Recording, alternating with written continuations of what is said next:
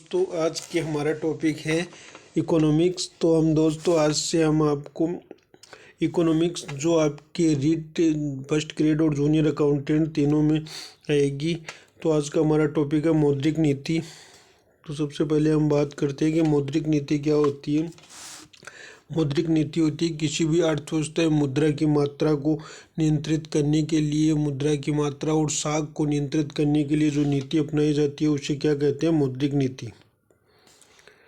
तो अब हम देखते हैं दोस्तों मौद्रिक नीति क्या होती है। मौद्रिक नीति मुद्रा के संबंध में बनाई गई वह नीति है जिसके माध्यम से मुद्रा की मात्रा को नियंत्रित किया जाता है। इसमें मुद्रा की मात्रा को नियंत्रित का मतलब अर्थव्यवस्था में मुद्रा की मात्रा को इक्वल करने के लिए मौद्रिक नीति की आवश्यकता होती है। अर्थात आवश्यकता पड़ने पर मुद्रा को बढ़ाया जा सकता है और घटाया जा सकता है मुद्रा को। इसमें अर्थात इस नीति के आधार पर ही बाजार मूल्य पर स्थिरता स्थापित की जाती है। तो बाजार मूल्य पर स्थिरता का मतलब होता है कि बाजार में मान लो मुद्रा की मात्रा ज़्यादा है, बाजार के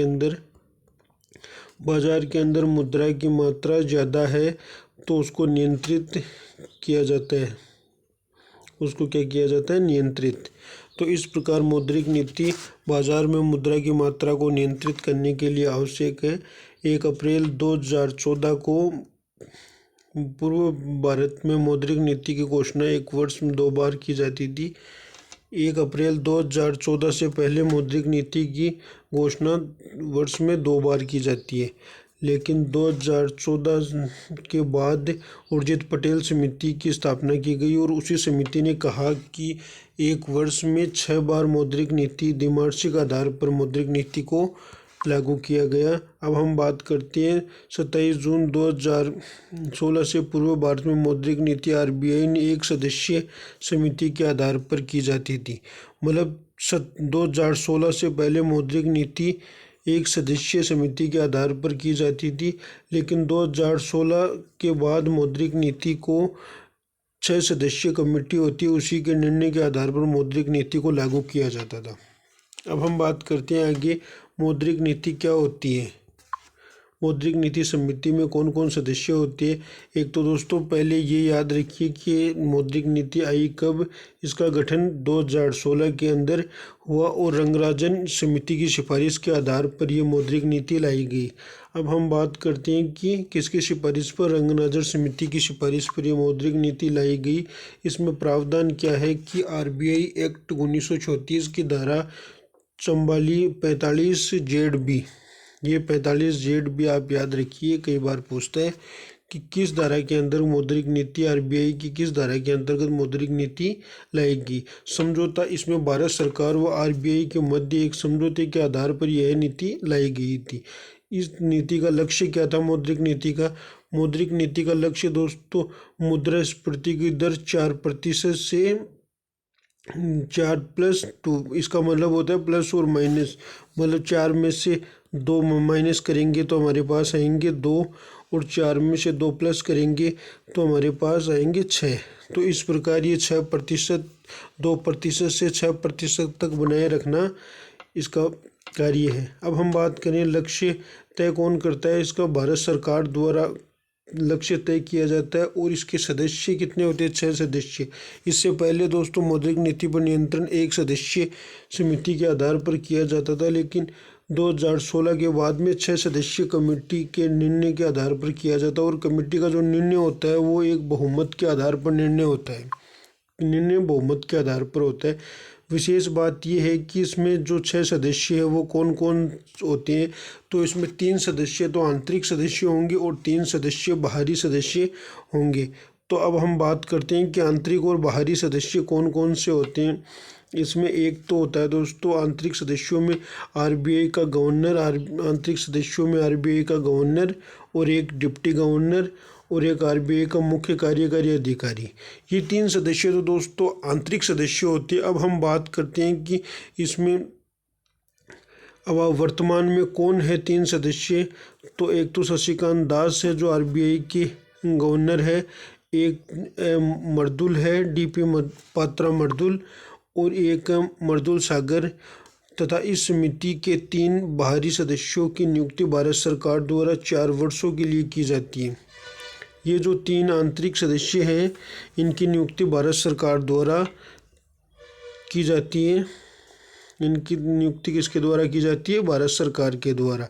अब हम बात करते हैं कि कितने वर्षों के लिए है ये? 4 वर्षों के लिए इनकी नियुक्ति होती है। अब हम बात करते हैं कि 3 सदस्य इसमें बाहरी सदस्य होते हैं। तो बाहरी सदस्यों के बारे में हम देखेंगे कि कौन कौन है वर्तमान में 3 बाहरी सदस्य इसमें आसिमा गोयल, शशांक भिंडे और जयंत वर्मा, ये 3 बाहरी सदस्य हैं जिनको भारत सरकार द्वारा नियुक्त किया जाता है। मौद्रिक नीति समिति के द्वारा मुद्रा की घोषणा 6 सदस्यों के बहुमत के द्वारा की जाती है। यह भी आपको बता ही दिया। यदि किसी कारणवश बहुमत बराबर, अगर मान लो 3-3 का बहुमत बराबर हो जाए, इसमें बराबर होता है, तो उस स्थिति में आरबीआई के गवर्नर का एक निर्णायक मत होता है। जो गवर्नर होता है आरबीआई का, उसको एक निर्णायक मत देने का अधिकार होता है कि अगर बराबर बहुमत होने पर वह निर्णायक मत देता है। अब हम बात करते हैं कि मौद्रिक नीति के उपकरण। मौद्रिक नीति के 2 प्रकार के उपकरण होता है, एक तो दोस्तों मात्रात्मक, एक गुणात्मक। मात्रात्मक का मतलब होता है कि मुद्रा की मात्रा को नियंत्रित करके मौद्रिक नीति को लागू करना। एक होता है कि गुणात्मक, मतलब मुद्रा की मात्रा नहीं, इसमें मुद्रा की साख की राशनिंग, नैतिक दबाव और प्रत्यक्ष कार्यवाही ये होती है। इसमें मुद्रा की साख वगैरह किसी पर कोई इफेक्ट नहीं होता है, कि इसमें गुणात्मक उपाय होते हैं। अर्थात मात्रात्मक का मतलब होता है कि मुद्रा की मात्रा को कम या बढ़ाया जा सके, और चयनात्मक में होता है कि आरबीआई द्वारा चयन किया जाता है कि किस प्रकार से दबाव वगैरह डाल के उस प्रकार से जो नैतिक नीति अपनाई जाती है उसे क्या कहते हैं? गुणात्मक उपाय। अब हम बात करते हैं कि मात्रात्मक उपाय में रेपो, रिवर्स रेपो, नगद आरक्षित अनुपात, सीआरआर और एसएलआर, इसको एसएलआर भी बोलते हैं, बैंक रेट और सीमांत स्थायी सुविधा, खुले बाजार की क्रियाएं। अब हम सबसे पहले बात करते हैं कि रेपो रेट। रेपो रेट क्या होता है दोस्तों? रेपो रेट वह दर होती है जिस पर आरबीआई द्वारा अपने संबंधित बैंकों को अल्पकाल के लिए उधार दिया जाता है। तो आरबीआई द्वारा संबंधित बैंकों को किस दर पे उधार देती है? अल्पकाल के लिए उधार देती है। तो ये हो गया आपकी रेपो रेट। रेपो रेट में वृद्धि करने पर क्या होता है दोस्तों? रेपो रेट में वृद्धि, अगर मान लो कि आरबीआई रेपो रेट की दर में वृद्धि करेगा, जिसके द्वारा दिया जाने वाला ऋण महंगा हो जाएगा। मान लो कि आपके पास 100 रुपये है और 100 रुपये में रेपो रेट 20% है। अगर आरबीआई इसी रेट को 25% कर देती है तो बैंकों के पास कितने बचे? 75 रुपये बचे। अब तो 75 रुपये ही साख के रूप में काम में ले सकती है। तो इस प्रकार ये तरलता में क्या होगी? कमी होगी, जिसके द्वारा बैंकों द्वारा दिए जाने वाले ऋण महंगे हो जाएंगे, क्योंकि बैंकों के पास इतना पैसा नहीं रहेगा और अर्थव्यवस्था में मुद्रा संकुचन की स्थिति, मुद्रा की कमी की स्थिति उत्पन्न हो जाएगी। अब हम बात करते हैं कि रेपो रेट में एक तो वृद्धि और एक कमी। अगर मान लो रेपो रेट में अगर वृद्धि होती है तो तरलता में कमी होगी, ऋण लेने की क्षमता कम हो जाएगी, सार्वजनिक व्ययों में कमी होगी, सरकार द्वारा जो व्यय किए जाते हैं उनमें कमी हो जाएगी। अब हम बात करते हैं मुद्रा संकुचन। मुद्रा के मूल्य में कमी एक प्रकार से मुद्रा संकुचन कहलाती है। तो मुद्रा संकुचन में क्या होगी? वृद्धि होगी। अब हम बात करते हैं कि रेपो रेट में कमी करने पर, रेपो रेट में अगर आरबीआई कमी करता है तो ऋण लेने की क्षमता अधिक होगी, क्योंकि बैंकों के पास अधिक पैसा रहेगा और ऋण लेने की क्षमता क्या होगी? अधिक होगी। तरलता में वृद्धि होगी, क्योंकि बैंक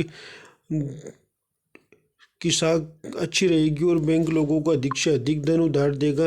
अब हम बात करते हैं सार्वजनिक व्यय में वृद्धि होगी। अगर बैंकों के पास अधिक रुपए रहेंगे तो सरकार द्वारा उसको अधिक आर्थिक विकास में खर्च किया जाएगा और रोजगार के अवसरों में भी वृद्धि होगी। अगर बैंकों के पास पैसे नहीं रहेंगे तो रोजगार, ये दोस्तों रोजगार गलत है, एक बार देख लीजिए। अब हम बात करते हैं मुद्रा प्रसार होगा। मुद्रा का प्रसार मतलब बैंकों के पास अधिक पैसे होंगे तो लोगों को लोन देने में भी आसानी रहेगी। अब हम बात करते हैं कि रेपो दर तथा बैंक की तरलता के मध्य विपरीत संबंध होता है। अगर मान लो रेपो दर में वृद्धि की जाती है, जैसे मान लो आरबीआई के पास 20% रुपए रखते हैं और रेपो रेट की दर 25% हो जाएगी, तो बैंकों के पास मनी कम होगी, तो बैंकों के पास पैसा कम होगा तो बैंकों की तरलता ऑटोमेटिक ही कम हो जाएगी। अब हम बात करते हैं कि रेपो दर में सर्वप्रथम 1992 में नरसिम्हन समिति की सिफारिश पर आरबीआई द्वारा अपनाया गया। रेपो रेट को 1992 में, ये एक बार आप याद रखिए, इम्पोर्टेंट है, नरसिम्हन राव समिति के आधार पर बैंकों को ये अपनाया गया। अब हम बात करते हैं कि रेपो दर अपनाने का मुख्य उद्देश्य बैंकों की तरलता में वृद्धि करने के लिए रेपो रेट को अपनाया गया। अब हम क्वेश्चन नंबर 1 देखिए आप। अर्थव्यवस्था में मुद्रा प्रसार की स्थिति उत्पन्न होने पर आरबीआई द्वारा रेपो दर में की जाती है। अर्थव्यवस्था में मुद्रा प्रसार मतलब मुद्रा की पूर्ति अधिक होने पर आरबीआई द्वारा क्या किया जाएगा? वृद्धि की जाएगी। आरबीआई द्वारा वृद्धि की जाएगी। क्वेश्चन नंबर 2 देखिए। अर्थव्यवस्था में मुद्रा प्रसार की स्थिति उत्पन्न करने के लिए क्या किया जाता है कि मुद्रा प्रसार की स्थिति उत्पन्न करने के लिए आरबीआई द्वारा बैंकों को अधिक रेपो रेट लगाई जाती है। इसके द्वारा क्या होगा? कमी की जाएगी। अब हम आगे देखते हैं रिवर्स रेपो दर। रिवर्स रेपो दर वह होती है जिस पर कोई बैंक अपने अतिरिक्त जमाओं को अल्पकाल के लिए आरबीआई के पास जमा रखता है। आरबीआई के पास जमा रखा जाता है, उसे क्या कहते हैं? रिवर्स रेपो दर। देखिए दोस्तों, इसमें क्या होता है कि आरबीआई के पास बैंक अल्पकाल के लिए अपना पैसा जमा रखते हैं। ये दोस्तों अल्पकाल के लिए होती है। जो रेपो रिवर्स रेपो होती है वो अल्पकाल रेट होती है। रिवर्स रेपो दर में वृद्धि करने पर बैंकों की तरलता में कमी होगी। अगर आरबीआई द्वारा रिवर्स रेपो दर में वृद्धि की जाएगी तो बैंकों की तरलता में कमी होगी, जिसके द्वारा ऋण महंगे होंगे और अर्थव्यवस्था में मुद्रा संकुचन की स्थिति उत्पन्न होगी। रिवर्स रेपो दर में कमी करने पर बैंकों की तरलता में वृद्धि होगी। अगर रिवर्स रेपो की दर कम कर देता है तो बैंकों की तरलता में वृद्धि होगी। ये रेपो रेट की तरह ही है इसमें। अब हम बात करते हैं, ये वही प्रभाव है जो हमने आपको अभी बताया है। आरबीआई, देखिए ये आपको अच्छी तरह पता होना चाहिए कि आरबीआई द्वारा बैंकों को ऋण दिया जाता है और बैंकों द्वारा कस्टमर को लोन दिया जाता है। मतलब वह दर जिस पर कोई बैंक अतिरिक्त जमाओं का अल्पकाल के लिए आरबीआई के पास जमा करवाता है, इसे रिवर्स रेपो रेट कहते हैं। ये परिभाषा आप देख लीजिए।